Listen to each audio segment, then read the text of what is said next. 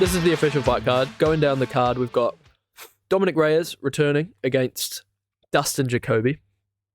Good to see Dominic back. Well, is it? I guess we'll have to wait and see, won't we? I think we're going to have to wait and see. He coming off 4 losses, or like? Yes. Yep. So since he lost to John Jones, he's lost to Jan, Yuri, and then moved down. No, these are all like heavyweight. Oh, they are, sorry. And then that loss to Ryan Spann was bad. Mm-hmm. And that is now 1.5 years ago. So he's fought once in 2020. Sorry. Twice in 2020, one of them being that Jones fight, that Jan fight for the title, got fucked up. The Yuri fight got fucked up, and the Spann fight got fucked up. The guy's chin is fucked up. Is gone. And oh man, what a travesty this guy's career has turned out to be. Got robbed against John Jones. I mean, most just people stripped his confidence from him. It seems, yeah. Oh, absolutely. And then getting knocked out bad. That's never good for the heart, you know. Imagine he won that fight against Jones. Imagine how different his life would be right now. Yeah. You know? Well, imagine Former how champ different or John champ. Jones's life would have been. I know. He might have come out of the closet. John Jones is the Tyson Fury of MMA. You know what I mean? Like, I used to be a big fan of him. Yeah? Not anymore. No? Not. Like, there's so many fights that probably should have gone in the other guy's direction, but because he has this massive name and this kind of unbeatable presence, you watch his fights and you can't see him losing, so you just don't see him lose. Like, do you know what I mean? I get what you mean. I think Tyson Fury's, apart from that one against Ngannou, which I would agree, I gave that to Ngannou. I think he's pretty good. What about the Wilder fight? I He mean, like, fucked him up. I know, but like 3 times. he had a 12 count. That was, well, I mean, debatable. Boxing gets those things slightly wrong all the time. It's when the ref starts the count that it starts. Yeah. People don't get that. But I know. he fucked up Wilder. Yeah, no. Personally, that's what I think. If you disagree, then... Look, that was my one point, and you've chosen to ignore it. No, okay. No, that's fine. John Jones, the referee, is a prick. And he ruined... oh, man. Side note. Did you see the press conference with Dana? And he got asked, like, someone was like, so where do you think that Islam Makhachev lines up in, like, the plethora talked about this of in the lightweights? last episode. Did we? I did, yeah. I was saying how it's ridiculous. Oh, yeah. But I thought that he was asked a question about where do you think Islam lines up pound for pound. The question was... No, it wasn't. The question was, where do you think Islam lines up in the plethora of lightweights? Right. And then Dana turns around and he's like, yeah, like, Islam's great. But anyone who thinks that John Jones isn't the pound for pound GOAT is an idiot. You should never be commenting on this sport again. And it's like, bro, you didn't even get asked about John Jones. You somehow turned this into like a fucking squirt off for John Jones. And I saw a video from the Guru, and he was saying, like, what dirt does John Jones have on Dana? Does he have a video of him, like, pounding Dana from behind or something? Maybe. Apparently, sorry, guys. Apparently, Rampage Jackson has some dirt. Have you seen that video? On Dana? No, on John. Oh, He's like, something's going to come out about John Jones. Oh, yeah, I did see that. Like, what could it be? Yeah, wasn't he talking to Cheeto? Yeah, and Cheeto's like, can we stop this right now? Yeah, Can you I tell want to me? know, yeah. So, That's crazy. I wonder what it is. Yeah, we'll see. Maybe it's something to do with Dana getting pounded. Probably. Look, Dominic Reyes, he's taken a long time off, which, in my opinion, it's a good sign. Yep. Anyone else coming back from this kind of layoff, you'd be like, yeah, I don't know. But it's warranted. Is that what you do? Yeah. Well, yeah, we would. We'd sit here and we'd do that. Yeah, we would. Oh, he's got a win over Cannonier. Oh, yeah. That, the guy's a tank. Look at this run. Cannonier, St. Preux, Ozdemir, Weidman. Oh, we just talked about that. I'm out of it. He's undefeated going into this fight with John Jones. Yeah. And then they robbed him. And then he just never was the same. Fuck John Jones, man. Sick of it. So, yeah, look, we've got Reyes versus Dustin Jacoby. A very winnable fight, for sure. Yeah, but also a very winnable fight for Dustin Jacoby. Yep. Who's not having the greatest run of his own at the moment. a loss to Roundtree, followed by a loss to Murzakanov, followed by a win against Nzechku. Nzechku. That's how they say it. And then losing to Alonso Minifield. Yep. So I think this is a good fight. This is a good fight, yeah. Yeah, I agree. The fact that it's a co-main is pretty crazy to me. We're just looking at the records here. Jacoby winning 12 by KO of his 19 wins. That's quite a big percentage for it's a big one, especially going into a fight against a guy whose chin is in question. Yep. Very much in question. Look, I want to see Reyes get this done, but I'm just going to say Jacoby's going to get the KO. I'm swinging round the same way, man, and I really don't want to. I want to go with Dominic. I'd love to as well, but yeah, in my opinion, this is a much more winnable fight for Dustin. The guy who's only been KO'd once as well. I think it's a very long three rounds for... it's a long 3 rounds for Dominic to avoid being hit cleanly. Saying that Jacoby got hit bad like 3 or 4 times by Minifield. And I also tend to kind of think, if you can't beat Minifield, who literally just came sprinting at Carlos Ulberg in his last fight, then it's going to be tricky for you to beat Dominic Reyes, you know, who can wrestle. He's an athlete. Yeah, that's true. We'll have to see. But that's what I'll say. I think that's a very fair round pick. 1 KO, Dustin. I'm going to go a bit risky. Okay. And I'm going to say Dominic Reyes by decision. Okay. I think he's going to mix in the wrestling. I think he might clip him a couple times. I'm looking forward to this one. Nice. Moving on. Hard. Rock solid. We've got Rosas Jr. versus Ricky. Now, this is a good fight. Yeah, it is. I like this Ricky guy. He's Ricky very Turquoise. exciting. Isn't he the, what's it called?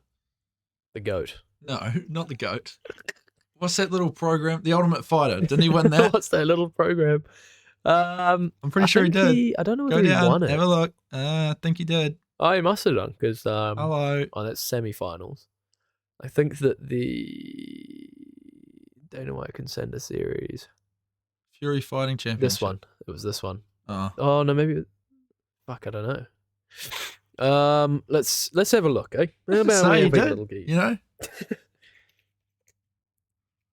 TURCIOS. Yep. Yeah, there we go. Thank you. Well done. Well done, mate. I know something did for well, once. didn't you? So Ricky Turquoise. I think it's Turquoise. Turkios. Pretty. I don't think I agree. No offense, mate. But, you know. I'm just saying. I wouldn't turn gay for him. He's a bit of a decision merchant. That's what you were going to say. He's a bit disabled. No. So he's got 8 decisions out of his 12 wins, 3 KOs, 1 submission. Ooh. And he's been KO'd good. once and decisioned twice. But he's up against the submission specialist that is Raul Rosas Jr. Look, I don't want to see Raul Rojas blow his load in the first, minute again, because that's a real problem for him. Mm-hmm. Against C-Rod, that's exactly what he did. That first round, dominant. But then he just had nothing for him, and he just got kind of... Yeah. And C-Rod is a guy that I hate. That's not nice. No, I don't mind him, but he always misses weight, and it's annoying. Well, Rosas has had some bad problems lately with getting to fights. True, that's a good point. That is a good point. And at 19 years of age, that's not a good sign. Look. Do I think he'll get it done? Yes. I think he's pretty fucking good. I think we're gonna see him submit him. Probably in the first round. I think we're gonna see that happen. What do you think's gonna happen, buddy? Yeah, nah. I'm gonna go with Turkios in this one. I am. And it's probably gonna be another decision, because let's be honest, that's how he gets to most of his wins. But this guy has been a lot more tested. In my opinion, he's got a lot more to prove. He's an older guy. He's still just making the start of his major MMA career. But Rosas, yeah, like you say, has shown to be quite problematic in the fights that he shows up to. He blows his load too fast. He goes out there and just puts everything into the first couple of minutes, and if he can't finish you in that, then it's kind of all over. But yeah, that's what I'm going to go with. Turkios by decision. By decision. I think if Raul Rojas doesn't get a finish in the first round, probably going to go to a decision, and he'll probably lose it. This guy's a finisher. He's not a decisioner. So anyway, guys, moving down to the next fight. On the card.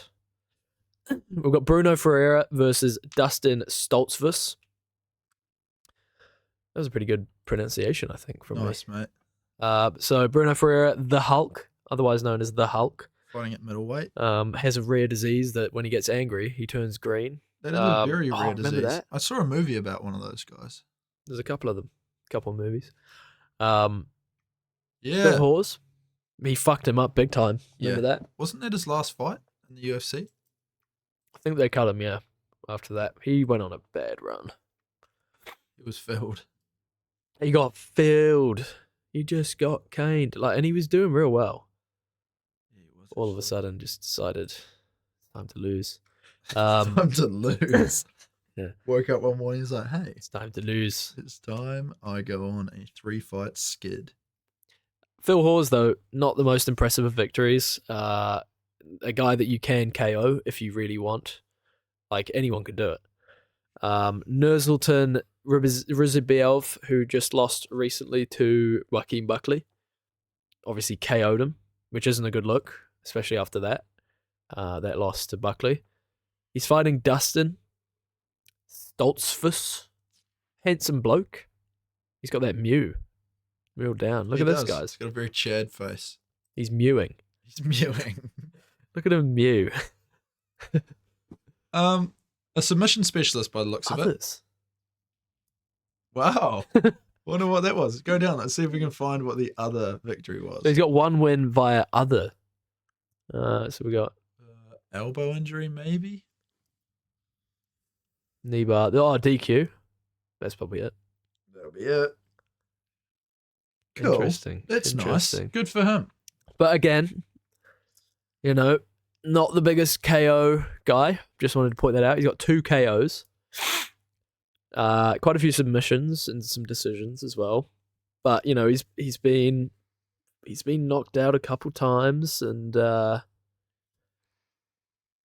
submitted quite a few times. Like, if we go back to Bruno Ferreira, he's a knockout artist, but he's also got some submissions.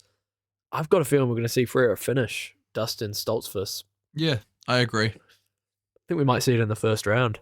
He's got a cleaner record. I mean, he's got a little bit less experience, but 11-1 compared to 15-5. Mm-hmm. And if he was fighting a KO artist, I'd be worried for him because obviously getting KO'd. I'm going to say 3rd round sub to Bruno. I'm thinking, okay, let me put some thought into this. I think it's going to be a KO, and I think it could be a sub. KFC Yum! KFC Yum! Bruno Ferreira by KO in the 2nd round. That's what I'll go with. Bruno Ferreira by KFC Yum. Ferreira Rocher. He was the inventor of that with another UFC fighter. Don't know these guys. Oh, I do know Julian Marquez. Seen him before. Nice, man. Just some other highlights on the card, guys. We've got Julian Marquez versus Zachary Reese. Miguel Beza versus Sanahili Soriano. Thiago Moises is back against Ludovic Klein. Charlie Radke is fighting Carlos Prates. Brad Katona, the fucking Irish prick, is fighting Jesse Butler. There's some pretty good fights from top to bottom on this card for your hardcore fan, but we're here to tailor to the casual fan.